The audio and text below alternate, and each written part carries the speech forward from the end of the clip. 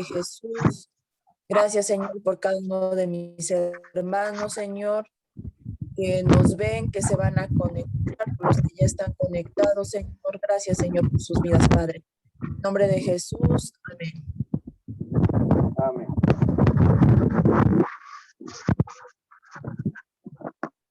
Amén. Ahí estoy mejor.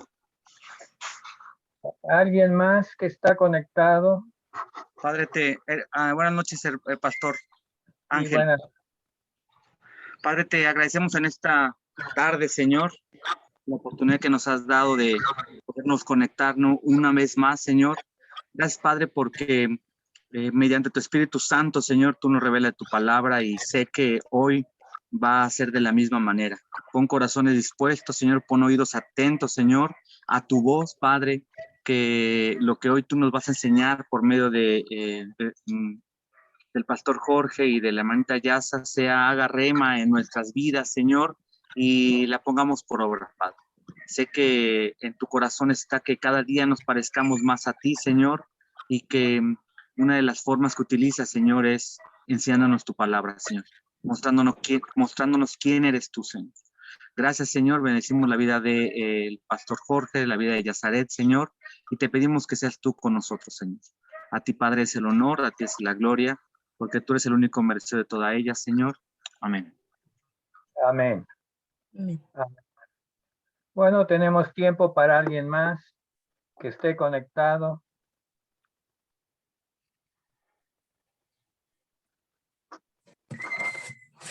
Soy yo, es que estamos fuera de la ciudad y entonces estoy tratando de hacer la conexión en Facebook con el usuario de Dianita y yo estoy conectado en el teléfono, pero nada más estoy yo,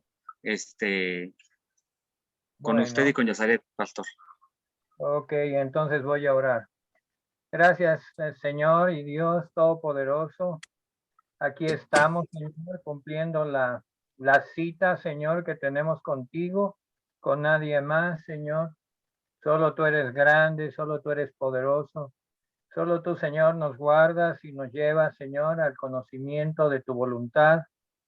Te agradecemos, Señor, por pues el apoyo técnico que tenemos para que esta conferencia, Señor, este discipulado, pues surque los aires, Señor, y llegue a todo lugar donde haya personas que se conecten, Señor, que busquen de ti.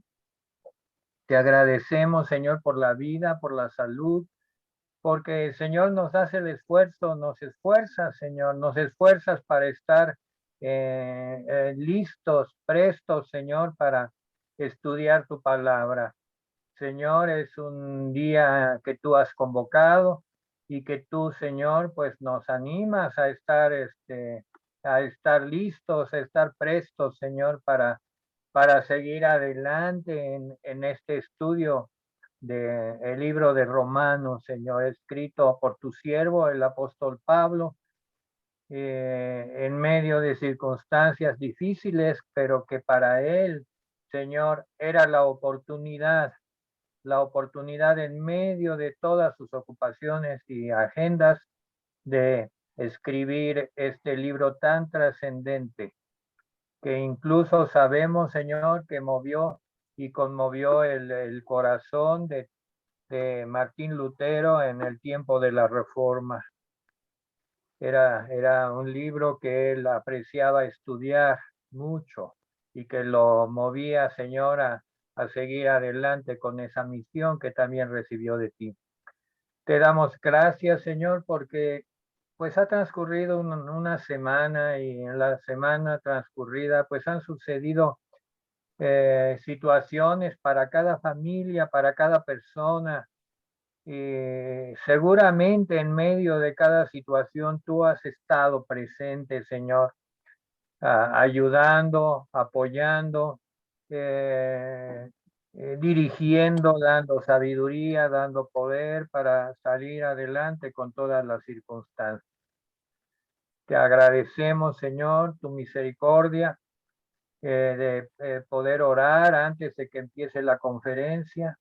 Te damos gracias, Señor, y preparamos nuestros corazones, Señor, que si bien están un poco agitados por las prisas, Pero ahora, Señor, tú pones tu mano sobre nosotros y nos das la paz, la quietud, la sabiduría, el tono, la manera como tú deseas que nosotros, Señor, nos expresemos al respecto de tu palabra. No es nuestra palabra, no es nuestra, Señor, es tuya, la palabra es tuya. Y solamente nos dejas, Señor, pues tocarla, discernirla, interpretarla por medio de tu Santo Espíritu, porque la palabra de Dios, pues no es de interpretación privada, está abierta para todo aquel que desee instruirse en tus pensamientos, en tu corazón, en los deseos de tu corazón, en tus leyes, en tus mandatos, en tus instrucciones para con este pueblo, para con esta humanidad creada por ti. Y que, Señor, pues nos ha amanecido, Señor, en nuestro corazón y deseamos conocer más de ti. Te alabamos y te bendecimos, te damos gracias, tú eres bueno, tú eres santo, eres poderoso, queremos alabarte porque tú lo que esperas de nosotros es alabanza, es adoración, es que estemos dispuestos, es que, Señor, entonemos salmos, cánticos espirituales de nuestro corazón, que suba, que surja de nosotros esa alabanza hermosa con la cual nosotros llegamos delante de tu trono. Señor, tú abres las puertas de tu trono para todo aquel que viene con una necesidad. Eso es lo que mueve, Señor, tu corazón, nuestra necesidad. No nuestro orgullo, nuestros antecedentes, nada. Nuestra necesidad y nuestra fe. Señor, forma en nosotros hombres, mujeres, niños de fe, poderosos en fe, poderosos en el conocimiento de tu voluntad. Ese es nuestro deseo, esa es nuestra petición para ti, porque dice tu palabra que la fe viene por el oír la palabra de Dios. Te damos gracias, Señor, en esta tarde. Hemos ya llegado a la hora, Señor, en la cual empieza el discipulado. Nos hemos fijado este tiempo. Este día es un 7 de mayo del año, pues, 2021. Te agradecemos haber llegado a esta fecha y estamos muy agradecidos por conocer estos tiempos, Señor. Tú has formado un equipo para este tiempo, el equipo formado por Dios para llevar adelante tu misión de evangelio, de evangelizar, de mostrarle al mundo quién eres tú. Capacítanos, Señor, porque es un mundo lleno de distracciones, lleno de retos, oposición indudable, persecución. Danos la fuerza, danos el poder, danos la enjundia, danos el amor para representarte en santidad y en amor en este mundo, en este tiempo en que nos has dado a vivir. Te agradecemos, Señor, por la congregación Dios es fiel, que nos acoge. Y, Señor, tú llevas tu palabra porque así como dice la congregación, tú eres fiel. Dios es fiel. Dios es fiel. Y ahora enséñanos, Señor, a nosotros también a ser fieles. Pues te agradecemos y empezamos en este momento, pues, el estudio. Vamos a leer el Salmo número 76. En el nombre de Jesús. Este salmo no es de los que se leen mucho, pero el Señor me dio este salmo para leerlo hoy, porque habla pues de su gloria, de su gran poder, del poder de su nombre, y nos da una visión también profética de las cosas que han de venir. Es un salmo de Asaf y es un canto, un cántico, Salmo 76. Le pido, bueno, la voy a leer yo, lo voy a leer yo. Dios es conocido en Judá. En Israel es grande su nombre. En Salem está su tabernáculo y su habitación en Sión. Allí quebró las saetas del arco, el escudo, la espada y las armas de guerra. Glorioso eres tú, poderoso más que los montes de Casa. Los fuertes de corazón fueron despojados, durmieron su sueño. No hizo uso de sus manos ninguno de los varones fuertes. A tu reprensión, oh Dios de Jacob, el carro y el caballo fueron entorpecidos. Tú, temible eres tú, ¿y quién podrá estar en pie delante de ti cuando se encienda tu ira? Desde los cielos hiciste oír juicio. La tierra tuvo temor y quedó suspensa. Cuando te levantaste, oh Dios, para juzgar, para salvar a todos los mansos de la tierra. Ciertamente la ira del hombre te alabará. Tú reprimirás el resto de las iras. Prometed y pagad a Jehová vuestro Dios. Todos los que están alrededor de él traigan ofrendas al temible. Cortará él el espíritu de los príncipes. Temible es a los reyes de la tierra. Ciertamente es un salmo poderoso que nos habla pues de la majestuosidad de nuestro Dios, de su tabernáculo, de su habitación, de sus propósitos, ¿verdad? Él aquí dice que quebró las armas, las saetas, el escudo, la espada y las armas de guerra. Nos habla de un tiempo de paz, un tiempo glorioso.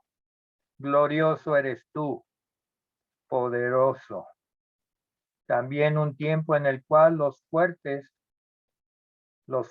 de la tierra, los fuertes en su propia fuerza fueron despojados. No pudieron, como decimos, ni meter las manos, los varones fuertes. También los carros y caballos, esto es toda la maquinaria bélica, fueron entorpecidas a la reprensión del Dios de Jacob. El temible eres tú, Señor. ¿Y quién podrá estar en pie delante de ti cuando se encienda tu ira? ¿Quién podrá cuando venga tu juicio? Desde los cielos hiciste oír juicio. La tierra tuvo temor, quedó suspensa. Cuando te levantaste, oh Dios, para juzgar, para salvar a todos los mansos de la tierra. Oh Señor, haznos mansos y humildes como tu Hijo. Esa es nuestra petición. La ira del hombre iracundo, te alabará porque tú reprimirás el resto de las iras. Solo aquellos que te alaben, Señor, tendrán expresión. Y a todos nos exhortas, prometer y pagar a Jehová vuestro Dios. Todos los que estáis alrededor, traigamos ofrendas al temible Señor de los ejércitos.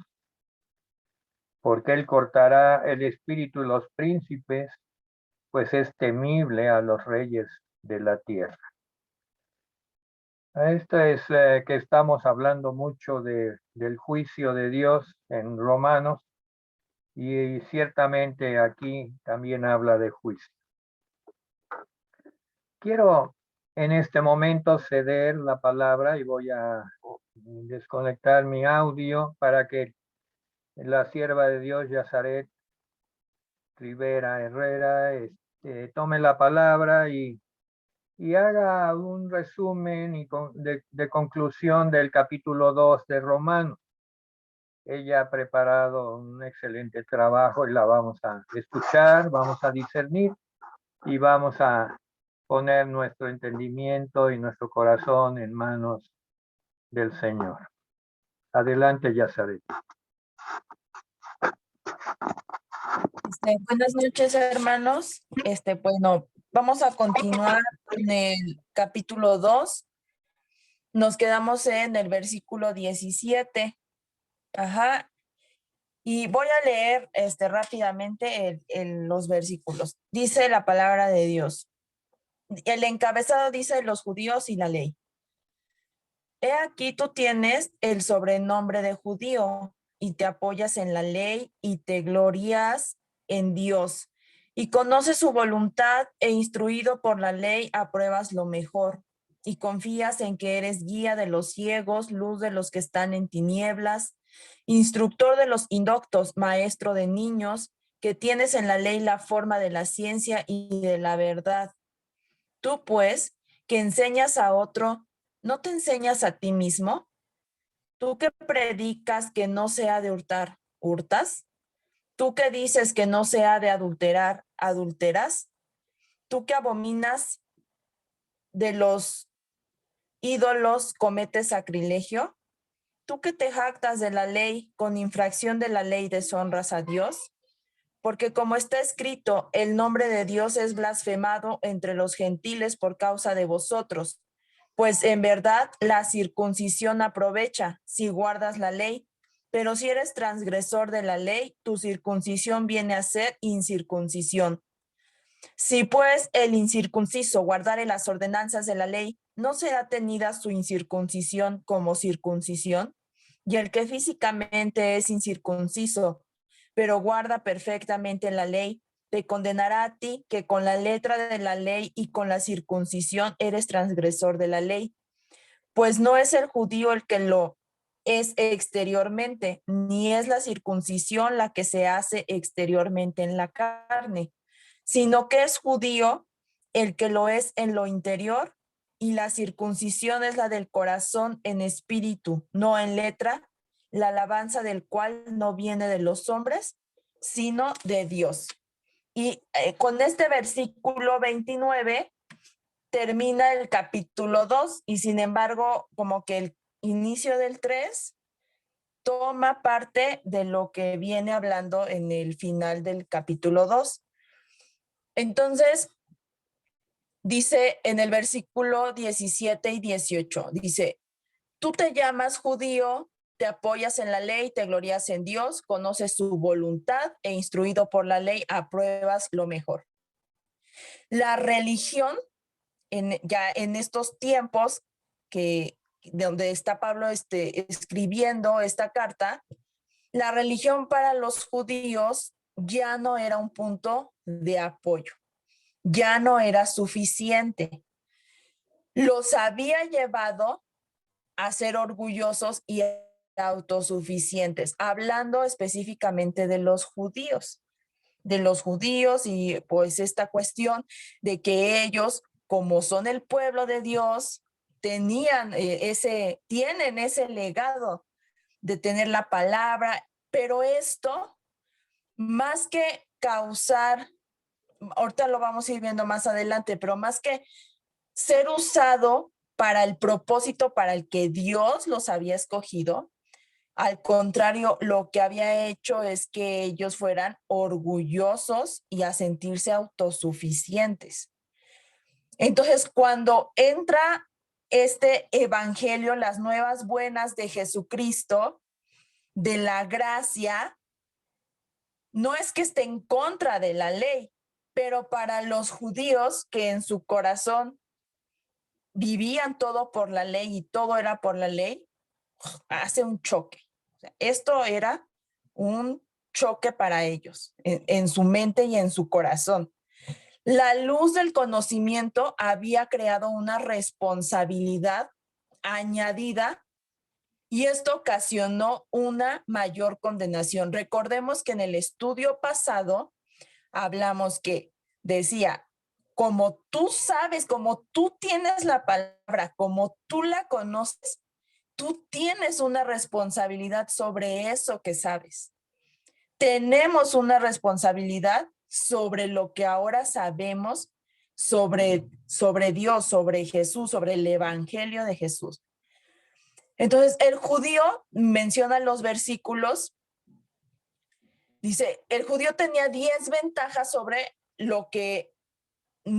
sobre los que no eran judíos. O sea, el judío sí tenía ventajas y los menciona Pablo en los siguientes versículos. Dice, ellos llevan el nombre específicamente de ser judío. Ya por ser judío era una ventaja, porque ser judío quería decir que pertenecían al pueblo de Dios. Ellos se apoyaban en la ley. Dice, presumían de Dios, porque dice en el versículo 17 y 18, y te glorías en Dios. Ellos conocían la voluntad de Dios, conoce su voluntad, dice el versículo 18. Y ellos verificaban la excelencia de las cosas por ser instruidos en la ley. Por eso dice, instruido por la ley, apruebas lo mejor. Esas eran ventajas del judío sobre los que no eran judíos. Por algo Pablo menciona esta situación y dice el versículo 19 y 20. Estás convencido de que eres guía de ciegos, luz de los que están en tinieblas, instructor de los ignorantes, maestro de niños y que tienes en la ley la forma del conocimiento y de la verdad. Estos son otras 5 ventajas que tenía el judío y que se refieren a las cosas que los judíos hacían. 1 dice, estaban convencidos de ser guía de los ciegos, de ser la luz en la oscuridad, de instruir a los ignorantes y de enseñar a la gente inmadura y tener en la ley la regla del conocimiento y la verdad.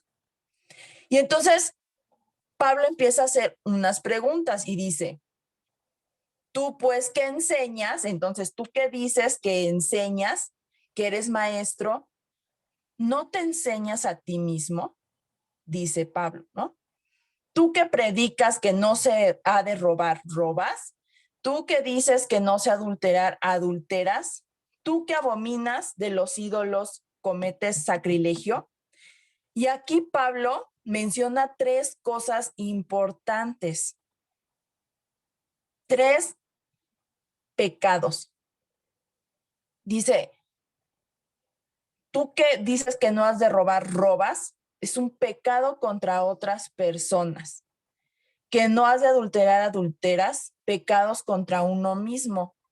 Tú que abominas de los ídolos, cometes sacrilegio, pecado contra Dios. Y entonces pregunta, o sea, tú dices estas cosas, pero ¿tú las haces? Y esta misma pregunta, seamos o no nosotros judíos, no las tenemos que hacer a nosotros mismos. Nosotros practicamos verdaderamente el evangelio de Jesús. Nosotros lo vivimos, nosotros lo reflejamos. La gente cuando nos mira ve reflejado, porque recordemos que el evangelio de Jesús es un evangelio que se escribe con nuestras vidas, con nuestro testimonio. Entonces, está escrito en carne propia y eso es lo que el mundo de afuera, los que no conocen, es lo que ellos están viendo. Ese evangelio se escribe con las cosas que hacemos y las palabras que decimos. Las personas están leyendo lo que escribimos, si está o no acorde con la palabra de Dios. ¿Cómo se refleja el evangelio en nuestra propia vida? Y este es el momento, o sea, Pablo está cuestionando, a ver, tú judío que dices ser estas cosas, ¿cómo estás reflejando eso ante los hombres? Pero hoy en día nosotros hay que hacernos esa pregunta. ¿Cómo ahora nosotros estamos reflejando el evangelio de Dios al mundo, a las otras personas? Y entonces dice Pablo en el versículo 25, dice, la circuncisión en verdad aprovecha si guardas la ley. Pero si eres transgresor de la ley, tu circuncisión viene a ser incircuncisión. Ahora, la circuncisión era la señal del sistema de Moisés, ¿no? Viene de con Moisés, de cuando Dios le escribe la ley, le dice que tiene que circuncidar a los 8 días a todos los nacidos dentro del pueblo judío. Eso era todo su valor. O sea, el rito en sí mismo no tenía mérito alguno, era un distintivo. Y ese distintivo indicaba que el hombre creía en la ley que había escrito Moisés por medio de Dios. Para ellos entonces, transgredir la ley y ser circuncidado en realidad cambiaba la situación y traía descrédito al rito de la circuncisión, a esa señal. Y lo que debía ser sagrado se convertía en un motivo de deshonra. O sea, tú eres circuncidado, pero tú estás transgrediendo la ley. O sea, más que ser algo bueno, eso venía a ser algo deshonroso.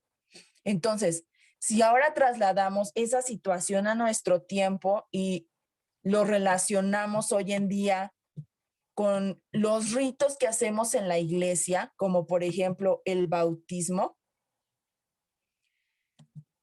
El bautismo es la expresión pública de la obra de Dios en el corazón de alguien, de nuestros corazones.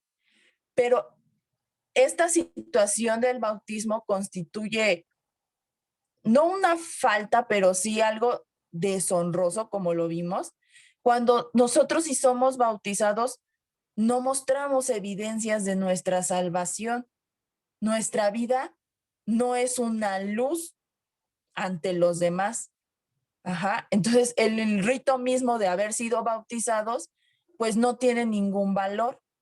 Entonces, hay muchas personas hoy en día que, y vamos a incluirme, yo me incluyo, ¿no? Nos unimos a una iglesia, pero por nuestra manera de vivir, traemos descrédito a la causa de Cristo. Y después entonces dice después Pablo, por tanto, si el que no está circuncidado guarda las ordenanzas de la ley, ¿no lo considerará Dios circuncidado aunque no lo esté? Entonces, otro ejemplo podría decir, el matrimonio, que hoy estamos hablando que nosotros somos la novia de Dios, somos la esposa, ajá. Y entonces el matrimonio es algo pues muy sagrado delante de los ojos de Dios. Y cuando nosotros nos casamos, el pacto, recuerden que se sella y se pone una argolla, el hombre en el dedo de la mujer y la mujer en el dedo del hombre. Pero si el anillo se pierde, no quiere decir que ya el hombre deja de estar casado o la mujer deja de estar casada. O sea, porque el pacto va más allá de un símbolo de un anillo. Ajá. Entonces, esto es lo que Pablo estaba diciendo con la circuncisión. La circuncisión debía representar algo real, más allá del rito mismo de cortar el prepucio, era algo más allá de. Entonces, lo que concluye Pablo en este capítulo, diciendo en el versículo 28 y 29, o sea, no es judío quien lo es exteriormente, ni es la circuncisión la que se hace exteriormente en la carne, sino es judío el que lo es en lo interior, y la circuncisión es la del corazón en espíritu y no según la letra. La alabanza de tal no viene de los hombres, sino de Dios. Entonces la ley ya había establecido que la circuncisión tenía lugar en realidad en el corazón. Y vamos a Deuteronomio capítulo 10, versículo 16.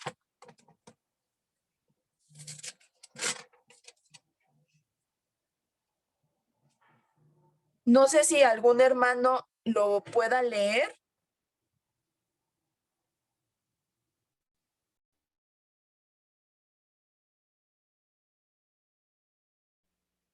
Bendiciones, hermanita.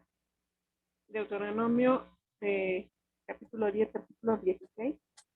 Circuncidad, pues, el prepucio de vuestro corazón y no endurezcáis más vuestra cerviz. ¿Puedes irte hasta el 20, Angie, por favor? cerviz? Porque Jehová vuestro Dios es Dios de dioses y Señor de señores, Dios grande, poderoso y temible, que no hace acepción de personas ni toma cohecho, que hace justicia al huérfano y a la viuda, que ama también al extranjero, dándole pan y vestido. Amaréis, pues, al extranjero, porque extranjeros fuisteis en la tierra de Egipto. A Jehová tu Dios temerás, a él solo servirás, a él seguirás y por su nombre jurarás. Ajá, bien. Entonces, esto lo escribe Moisés en Deuteronomio. O sea, estamos viendo hasta qué punto se está trasladando este rito de la circuncisión, que los judíos lo hacen como por una tradición, pero en el corazón de Dios esto iba más allá, esto trascendía a solo una circuncisión del prepucio. Y dice la palabra de Dios, dice, amaréis pues al extranjero. Y dice antes que porque Jehová no hacía acepción de personas. O sea, veamos cómo desde muchísimo antes se estaba preparando que el evangelio se extendiera a todos, que fuera para todos. El judío, los que recibían esa ley, los que recibían la palabra de Dios, se tenían que prepararse para externarlos y decir y predicar esa palabra y decir pues todo lo que Dios recibían de Dios, decírsela a todas las personas, sin acepción de personas. De alguna forma no ocurrió así. Si leemos, no me voy a detener mucho en esto, pero si leemos en la historia de Salomón, ahorita les doy la cita, dice que venían extranjeros a escuchar la ley de Dios. Ese era el propósito desde mucho antes en el corazón de Dios, que todos pudiéramos escuchar lo que Dios tenía que decirnos. Desde ese entonces. Y entonces la circuncisión, más que un rito, trascendía. O sea, él quería que nuestro corazón fuera circuncidado, que en nuestro corazón no hubiera un distintivo de que nosotros somos los hijos de Dios, de que nosotros creíamos en sus palabras, en la ley y ahora pues en el evangelio, que eran las nuevas buenas de Jesús, de la gracia, de la salvación, de la fe, de todo. Eso era lo que Dios quería, que nuestro corazón estuviera ese distintivo, de que nosotros queríamos escuchar lo que Dios tenía que decirnos.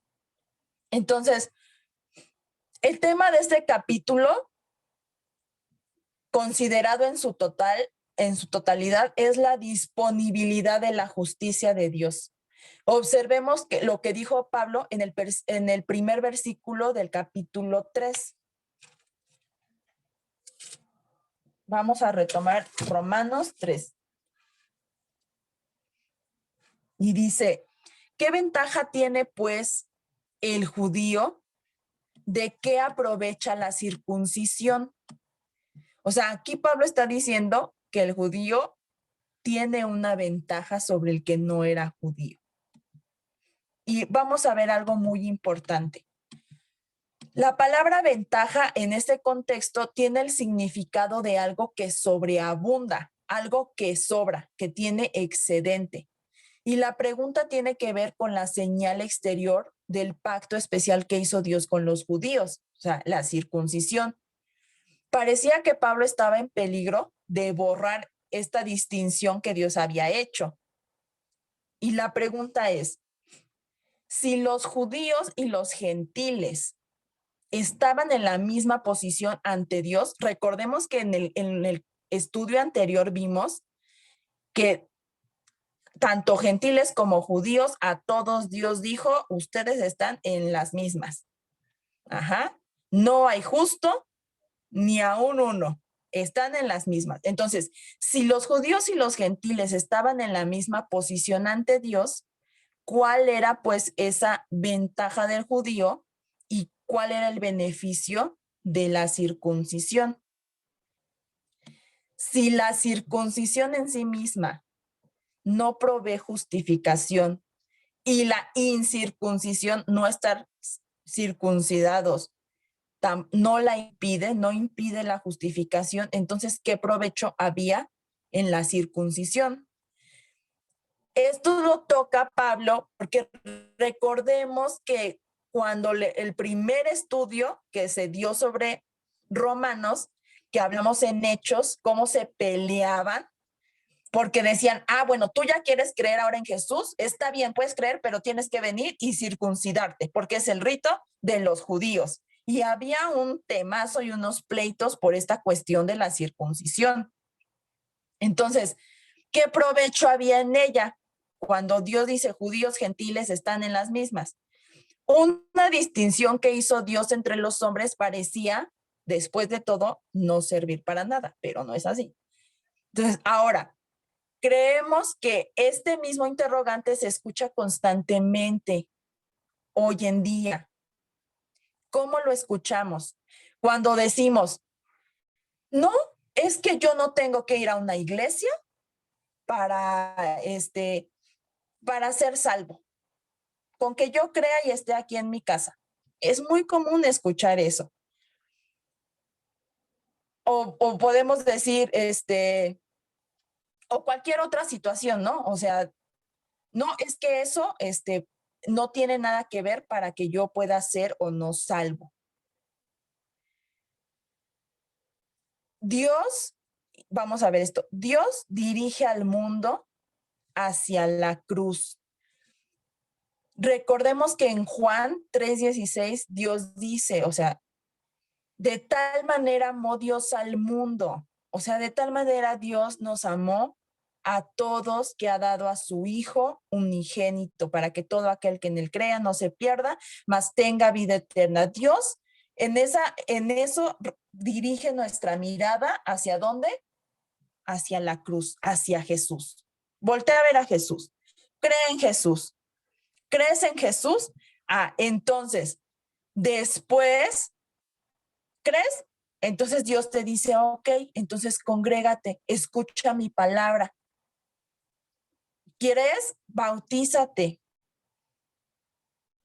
Pero si la persona dice, no, yo no quiero voltear mi mirada a Jesús, no quiero saber, entonces Dios no tiene nada más que decir. O sea, cuando uno no cree, Dios no te dice otra cosa. Pero si Dios te dice, voltea a ver a Jesús y tú dices, sí, sí creo, sí quiero, entonces ya Dios te comienza a guiar y a decir, bueno, entonces ahora bautízate, ahora haz esto, guarda mi palabra. Y entonces empieza a haber una manifestación de lo que nosotros hemos creído.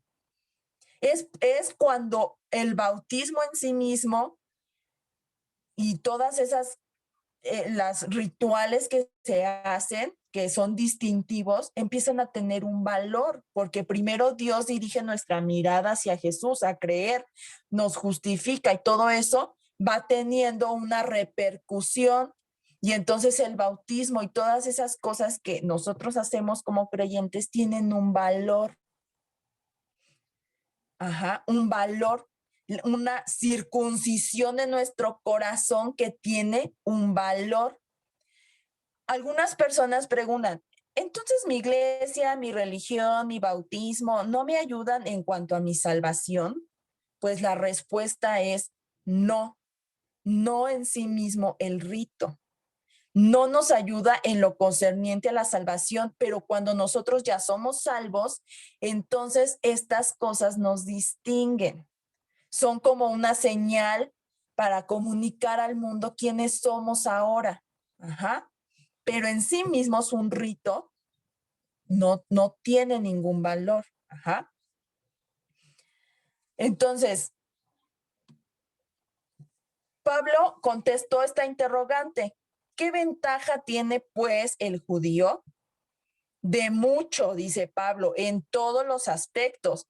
Primero, ciertamente, porque les ha sido confiada la palabra de Dios. Lo que dijo Pablo en efecto es que sí, que los judíos tenían una ventaja, pero esa ventaja creaba una responsabilidad. Recordemos que en el primer estudio de la introducción a los romanos, yo les compartía que entre varias cosas que nos ofrecía Pablo en esta carta a los romanos, uno era que nos enseñaba la responsabilidad de nuestra salvación. Entonces decía, sí, aquí dice, sí, tenían una ventaja, pero esa ventaja les creaba una responsabilidad. Y debemos prestar mucha atención a esta ventaja porque en nuestros días hay mucha confusión al respecto. Hay algunos que no hacen ninguna distinción entre el judaísmo del Antiguo Testamento y la iglesia del Nuevo Testamento. Pablo está aclarando aquí que Dios no solo dio a Israel profetas, quienes se encargaban de comunicar la palabra de Dios, sino que también en la palabra de Dios había algo especial para los judíos y que Dios no había concluido aún con la nación de Israel. La respuesta a la siguiente pregunta es clave. ¿Tiene Dios un futuro para Israel? ¿Y por qué estamos tocando específicamente a Israel? Porque Israel, o sea, si Dios no tiene un futuro para Israel, para el pueblo de Israel, entonces Él no tiene un propósito para nosotros tampoco.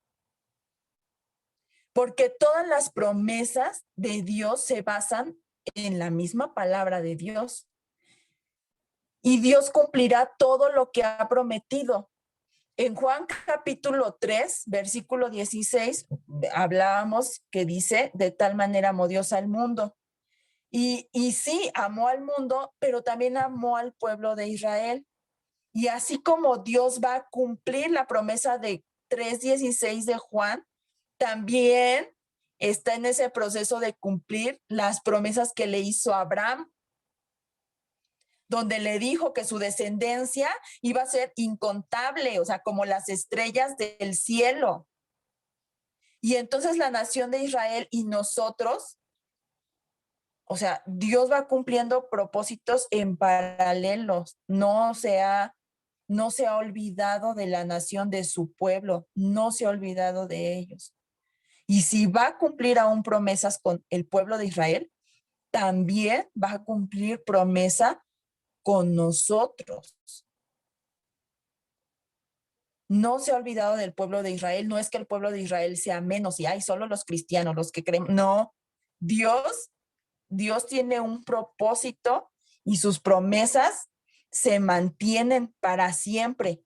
Y vamos a ver algo bien importante y es algo que oró el pastor hoy antes de empezar, donde decía es que Dios es fiel porque es su fidelidad. Les quiero compartir un comentario que leí sobre el pueblo de Israel y esta ventaja que menciona Pablo. Y dice, su ventaja no consistió en que Dios sembró judaísmo y el mundo cosechó cristianismo, porque esta ventaja lo que afirma es que ya se desechó el judaísmo, ya no sirve para nada. No. En primer lugar, fue a ellos a quienes se les confiaron las profecías de Dios. Y esto no quiere decir que fueron hechos simples depositarios de la Biblia. No, sino que Dios les dio como judíos promesas que aún no han sido cumplidas y que fueron para ellos en particular. El Antiguo Testamento, que es el registro de lo que dijeron los profetas, no contiene ninguna promesa para la iglesia como una organización. Y esto es algo que el pastor Laguna hace muchos años me compartió y ha compartido en la iglesia. Y es que nosotros no somos una organización, nosotros somos un organismo vivo, no una organización hecha por hombres, no, somos un organismo vivo. Y entonces no hay ninguna promesa que sea hecha para para la iglesia Dios es fiel, hace SADCB. No, sino que predice una iglesia, prefigura un reino en el cual los judíos serían dirigentes y donde no perderían su identificación nacional. O sea, que es importante el pueblo de Israel, sí.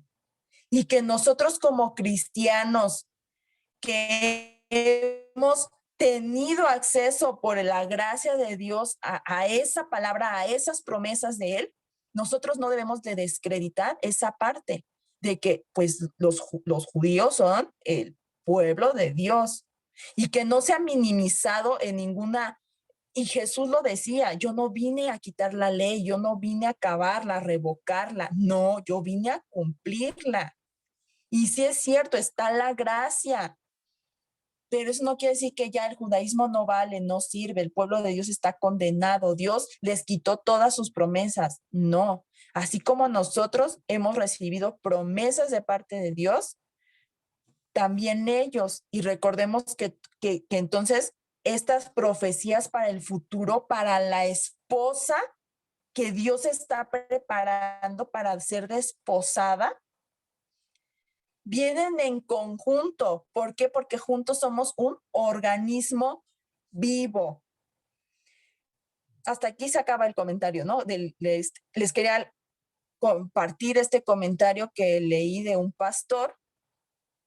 Y entonces, el punto de vista tan extendido de que Israel es una figura de la iglesia y ahora que esa figura anticipada ha llegado a cumplirse, desaparece de nuestro horizonte. Está completamente fuera del contenido de las escrituras. Israel no es una figura cumplida y absorbida en la iglesia. O sea, no es que el cristianismo absorbió el judaísmo y se acabó, ya son todos cristianos, sino la base en la cual descansa la iglesia es esto, o sea, viene del judaísmo. Esta es una declaración muy importante y eso es en lo que Pablo estaba diciendo aquí en su epístola a los romanos, que los judíos tenían una gran ventaja, Dios tenía un futuro para ellos y su falta de fidelidad no destruiría la promesa hecha por Dios. Escuchemos lo que dijo Pablo aquí en el versículo 3 del capítulo 3. Pues que si alguno de ellos han sido incrédulos, su incredulidad habrá hecho nula la fidelidad de Dios. Si la ventaja del judío no alcanzó el objetivo buscado, no quería decir entonces que la fidelidad de Dios hacia su pueblo había sido anulada. Ok, tu pueblo no alcanzaste el propósito, ya, fin, hasta aquí se acaban mis promesas hacia ti. No. Al fracasar los judíos, ¿no quería ello decir que Dios había fracasado? No. La promesa de Dios de enviar un redentor para Israel no fue derrotada por el obstinado rechazo y desobediencia de los judíos. Todas las promesas en cuanto al futuro de la nación de Israel serán cumplidas, a pesar de que hayan sido incrédulos. En el versículo 4 del capítulo 3 dice, de ninguna manera, antes bien, sea Dios veraz y todo hombre mentiroso, como está escrito, para que seas justificados en tus palabras y venzas cuando seas juzgado. En otras palabras, la fidelidad de Dios es verdadera y no puede ser cambiada.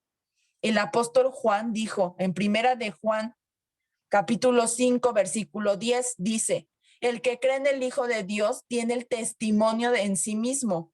El que no cree a Dios le ha hecho mentiroso, porque no ha creído en el testimonio que Dios ha dado acerca de su Hijo. ¿Cuán malo es no creer hoy en día que Dios dio a su Hijo para morir por nosotros? ¿Cuán malo es eso? ¿Cuán malo es no creer lo que Dios hizo? Pues simplemente hacemos a Dios mentiroso. Si nosotros no lo creemos, estamos diciendo que Dios es mentiroso. Entonces, voy a concluir con esto. Yo no sé ustedes pero yo le doy gracias a Dios de que sus promesas para mí, para nosotros, no dependen de nuestra fidelidad, no dependen de mi fidelidad, porque si esas promesas dependieran de si yo soy fiel, ya estaríamos condenados y perdidos desde hace mucho tiempo. Pero Dios es fiel. Dios es fiel. Y con esto, hermanitos, gracias. Yo le cedo la palabra al pastor Laguna.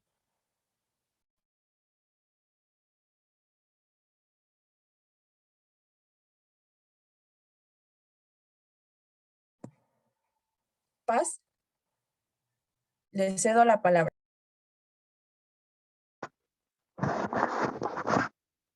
Amén. Ahora sí me estoy oyendo. Gloria a Dios. Pues alabo al Señor por la exposición de Yazaret. Me nutrió, me llenó. Y bueno, en mi obvio del tiempo voy a transmitirles algo que el Señor me dio para este momento. Un mensaje a las madres. ¿Por qué un mensaje a las madres? Pues porque el mundo celebra este fin de semana el Día de las Madres. Es un momento importante y las madres son algo muy importante para el Señor. Miren, en el Génesis 3:15 hay un versículo que es muy importante para ustedes, madres, mujeres. Y aquí dice Génesis 3:15, dice así. O sea, el título de lo que estoy diciendo es un mensaje a las madres. Génesis 3:15 dice, y pondré enemistad entre ti y la mujer, le dijo a la serpiente, entre tu simiente y la simiente suya. Esta, la simiente de la mujer te herirá en la cabeza y tú le herirás en el calcañar. Aquí en el Génesis, la mujer llamada varona se llama en hebreo Ishahá, I-S-H-A-H-A, Ishahá. Esa es la varona, del varón fue formada. Pero aquí de entrada y de salida del huerto por el pecado que ocurrió allí de desobediencia al comer el árbol del bien y del mal, pues el Señor tuvo que poner a hacer un juicio y ejercer justicia. Y dentro de la justicia de Dios estableció una batalla en la cual la mujer heriría en la cabeza a la serpiente y la descendencia de la mujer, aunque también sería herida en el calcañar. Puedo extender esta enseñanza al día de hoy y me dirijo a ustedes, madres, mujeres que están buscando la dirección del Señor. Ustedes pueden estar seguras que tienen una cobertura espiritual para discernir el plan de Dios para ustedes. Me llama mucho la atención que aquí el Señor le dijo directamente a la mujer, le dijo, tú herirás a la serpiente en la cabeza. No dijo, vas por el pastor para que venga a herir a la serpiente en la cabeza o vas a traer a no sé quién. No, le dijo, tú, mujer, herirás en la cabeza a la serpiente, tú y tu descendencia. Por lo tanto, le estaba dando la autoridad, la fuerza y el poder que emana de él para luchar con las armas espirituales contra el enemigo. Y el enemigo no es la vecina o a veces hasta el esposo, el enemigo no es la suegra tampoco. El enemigo es la serpiente, el malo, el maligno, el que mueve las fuerzas espirituales de iniquidad. Pues estaba la mujer recibiendo autoridad, fuerza y el poder que emana de Dios para luchar con las armas espirituales. Ciertamente, el Señor la invitó a la lucha contra el enemigo. Ahora bien, ¿de dónde viene la fuerza que emana de Dios? Pueden escribir y luego lo leen, porque el tiempo ya se nos está yendo y no quiero que me gane. Mateo 6, del 16 al 18. Mateo 6, del 16 al 18. Esa es una tarea de las varias que voy a dejar. Esencialmente lo que dice ese texto, yo les pido que lo mediten mucho, es que si vas a ayunar o te vas a dirigir al Señor, pues no lo publiques, no lo andes diciendo, limpia tu cara, no te estés diciendo estoy en ayuno, estoy ayunando, estoy orando, no, en lo secreto, en lo secreto. Y el Señor que está en lo secreto te recompensará en público. Y la recompensa, pues, es contestar tus peticiones de acuerdo a su voluntad. Amén. Esa es una enseñanza de dónde viene la fuerza para luchar, la lucha que el Señor le está pidiendo a la mujer, a las madres. Pues viene la fuerza, viene de tener intimidad con Dios en lo secreto.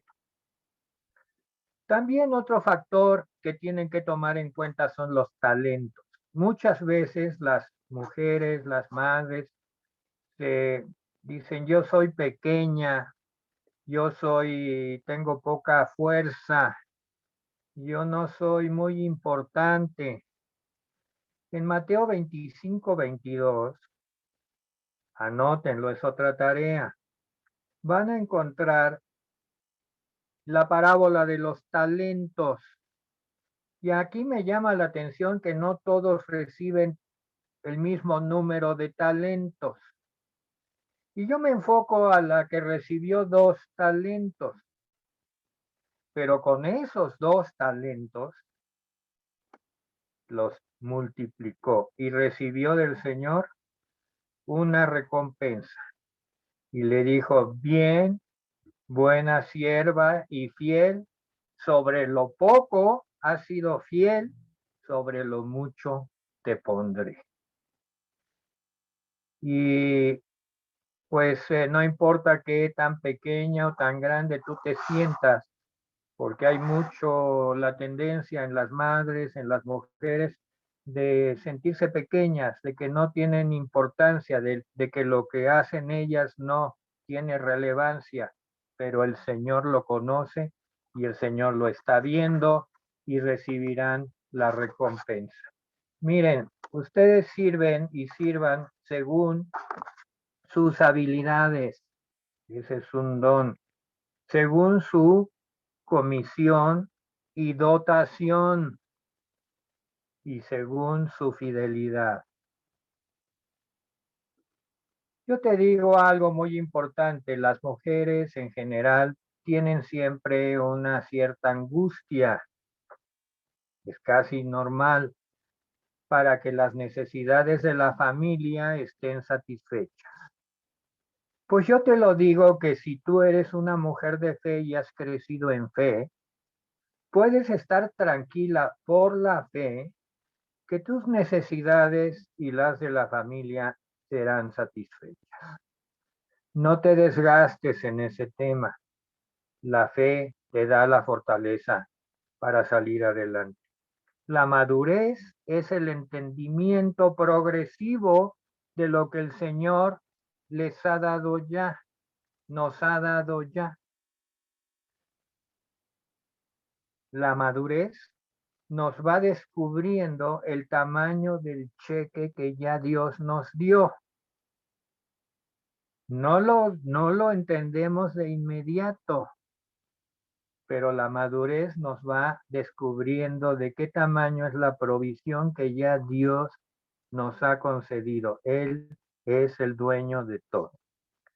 Y dentro de esa provisión hay una constante. El Señor nos da gozo, que implica satisfacción, contentamiento, celebración de conocerlo y de su voluntad. El Señor nos da triunfo, sentimiento de triunfo cuando superamos la oposición, alegría y buen ánimo. Buen ánimo que debe ser una actitud habitual de ustedes mujeres y ustedes madres. Porque el Señor ya ha tocado sus corazones, ha desatado la fe, va dando madurez, que es la comprensión del entendimiento de lo que el Señor les va dando y nos va dando a todos. Miren, ese sí lo vamos a ver en Lucas 7:36. Aunque yo creo que también lo dejamos de tarea porque no hay tiempo, lo voy a platicar. Lucas 7:36 es el pasaje en el cual Simón el fariseo hace una cena e invita a Jesús. Simón el fariseo. Y llega una mujer y vacía su perfume, su ungüento en los pies de Jesús con mucha humildad. Y Simón el fariseo y otros discípulos apóstoles se contrarían por la actitud de esa mujer. Pues podemos decir que la mujer es el tipo de la fe verdadera. ¿Por qué? Porque con humildad busca el toque de Dios. La fe verdadera siempre está buscando tener un toque, una comunicación, una intimidad con nuestro Dios.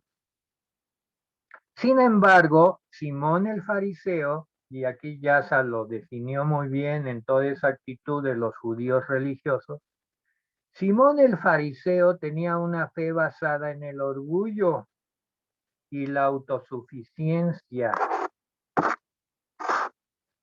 La mentalidad del fariseo, ¿cuál era? Yo obro bien, hago todo perfecto, según la ley. Por tanto, tengo derecho a juzgar a otros. El que es religioso, el que es según cumplidor de la ley, se convierte en un crítico, en un juez de todos los demás. El judaísmo se caracterizaba por eso. Si recuerdan a la mujer que fue sorprendida en el delito de adulterio y la llevaron jalando del cabello y la tiraron a los pies del Señor. ¿Dónde estaba el varón que había sido sorprendido también en ese delito? Ese se escapó, lo dejaron ir. ¿Y cuál fue el veredicto del Señor?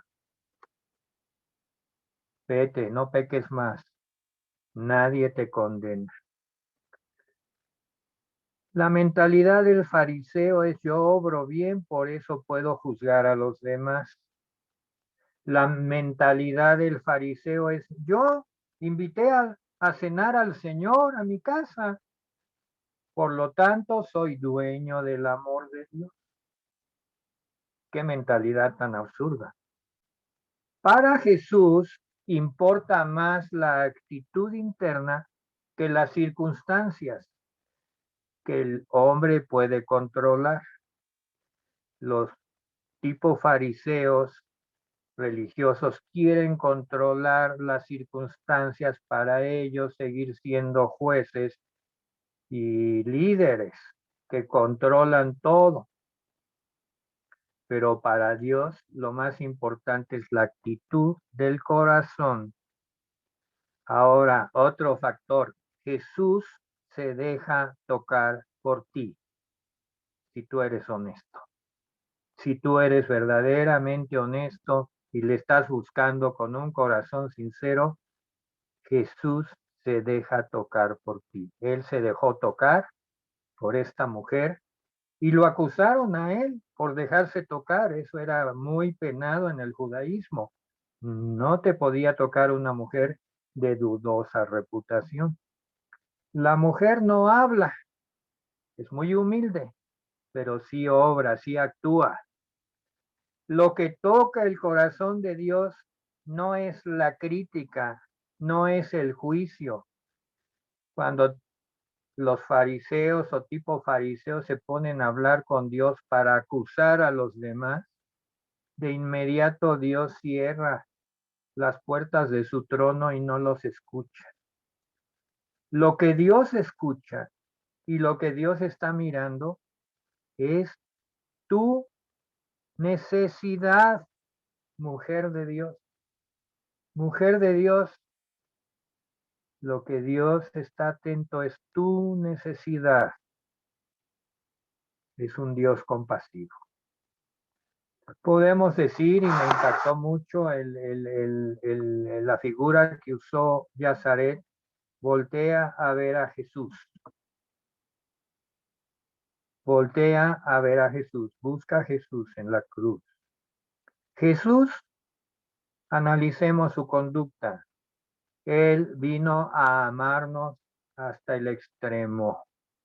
Porque muchas veces simplificamos todo y decimos, Él vino a morir. Él vino a amarnos hasta el extremo de sus fuerzas, aunque eso fuera la muerte. Él vino también a invitarnos a seguirlo. Él vino a enseñarnos a amar, a librarnos de todo aquello que nos impide amar.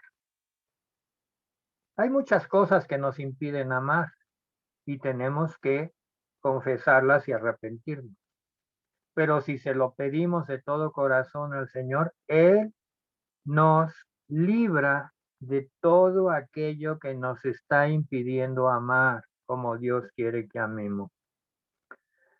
Jesús vino a despejarnos la senda que nos conduce al Padre. Lo que hace Jesús por nosotros era y es imposible que nosotros lo hiciéramos por nosotros mismos. Verdaderamente Él vino a hacer algo que para nosotros era imposible. Transformarnos en criaturas diferentes. Como un corolario final, podemos decir que para no juzgar, para no ser de esos que están aquí señalados que juzgan, y lo hemos sido muchas veces, yo lo confieso, yo he sido y continuamente caigo con esa tentación de querer juzgar. Para no juzgar, aprendamos a perdonar. Y me dirás qué tiene que ver el no juzgar con perdonar. Bueno, es que un juicio que sale de nuestro corazón requiere una conclusión. Y cuando ese juicio lo expresamos, ya sea que hagamos menos a alguien o que lo insultemos, que lo acusemos, que murmuremos de él, porque siempre es contra alguien. Buscamos que tenga un cauce, un juicio. Hemos visto que los juicios aquí en la tierra duran meses y hasta años y tienen que llegar a una sentencia.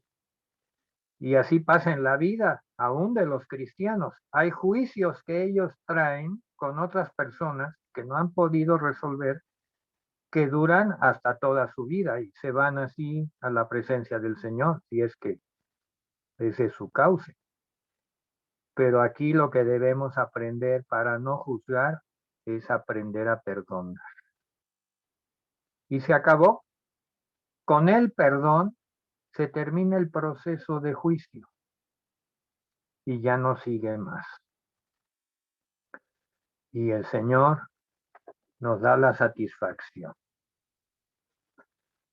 Pues la tarea, además de consultar las citas bíblicas, es reflexionar sobre todo esto y compartir cuáles son las cosas que podemos poner en práctica para dar a conocer la bondad de Dios.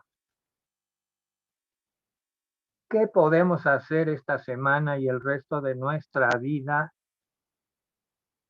Agregar a lo que ya hacíamos, hacerlo más conscientemente, perfeccionarlo, meditarlo y hacerlo de una manera como una ofrenda, como leíamos en el Salmo. Si tienen ofrendas, tráiganlas, decía el Salmo. Vuelvan a leer el Salmo, es el 76, que dice al final, si tienen ofrendas, tráiganlas. Pues la ofrenda que vamos a llevarle al Señor es transformar esa transformación que nos lleva a dar a conocer al mundo la bondad de Dios, para que no caigamos en lo que aquí en Romanos pues dice que el no hacer las cosas pues hace que el mundo pues traiga vergüenza y vituperio a la palabra de Dios. Eso no va a suceder porque el Señor ha hablado ya en nuestro corazón y vamos a ponerlo por obra. Hemos tenido una exhortación hermosa por parte de la sierva Yazaret y de este siervo, todo ello inspirado por el Espíritu Santo. Terminemos en oración y le pido a Yazaret que ore el final del estudio. Es tanto lo que hemos recibido que el Espíritu Santo y el Señor nos lo grabarán en nuestra mente y en nuestro corazón. Señor, muchas gracias, Padre, por tu palabra.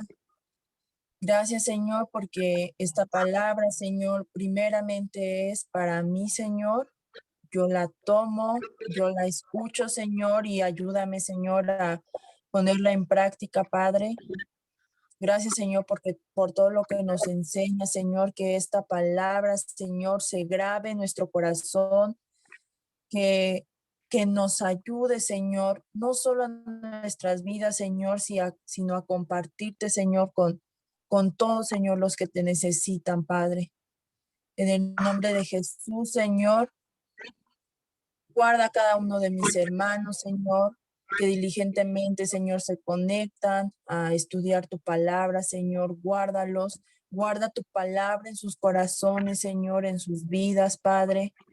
Gracias, Señor, por cada uno de ellos, porque nos permite, Señor, por este medio, poder vernos, poder compartir tu palabra, Señor, unos con otros, Señor. Eso nos alienta, Señor, y nos alimenta, Padre. En el nombre de Jesús, yo te doy las gracias. Amén. Amén. Muchas gracias. Muchas gracias a todos. El Señor les bendiga y les guíe por el camino de verdad. A todos los que se han conectado hoy y los que se van a conectar para conocer esta palabra que se ha dado hoy aquí, el día 7 de mayo, a las 7 de la tarde. Gracias a todos y nos despedimos. Muchas gracias, Pastor David. Bendiciones, Yasa, bendiciones a todos. Muchas gracias. Salud. Bendiciones, Pastora. Bendiciones a todos. Un abrazo. Igualmente, Pastora. Gracias. Buenas noches. Buenas noches.